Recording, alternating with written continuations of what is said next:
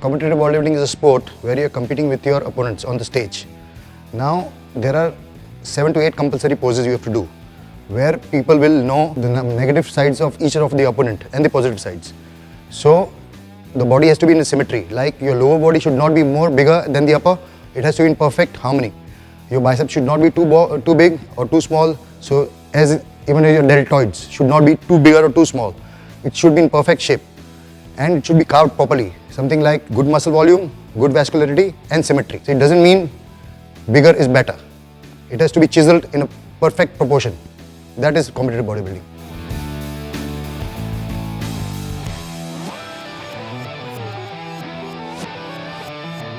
There are 2 phases in bodybuilding. One is off-season and one is pre-contest.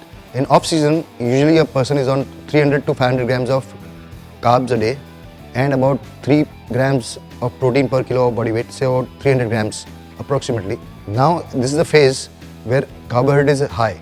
Now, when you come to pre-contest, your carbohydrate is going to drop down, and we call it as a ketogenic diet, where in a form of ketosis, your body burns fat as fuel, where your carbohydrate are 30 grams only, and your protein intake gradually goes up to about 400 grams. This is the time where you start burning your fat with proper supplementation, thermogenics and your normal diet, and your training and rest and recuperation.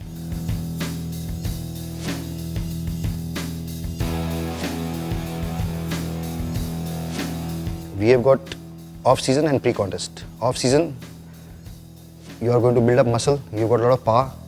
You can go to 6 to 8 reps to the max to failure. Now here, people will ask you how many hours you train. That is not an issue. We are here to do quality training. One body part, 45 minutes should be just perfect. 2 body parts, hour and a half. And in pre-contest, because of your low carb, your intensity is going to drop. So we are going to only target at 4 reps range, whatever body part you do, where you're just going to maintain your muscle mass and burn the body fat.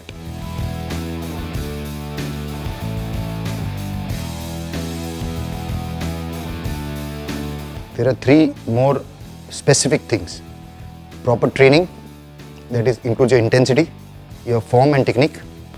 Second, your food to be taken at perfect intervals of 3.5 hours, and your supplementation, which goes along with it, and rest and recuperation. The more you rest, the more you grow. People have this obnoxious knowledge that you make muscle in the gym. It's absolutely wrong. You don't make muscle in the gym, you break muscle fibers in the gym. You only make muscle when you give them proper nutrition, proper diet, and when you rest.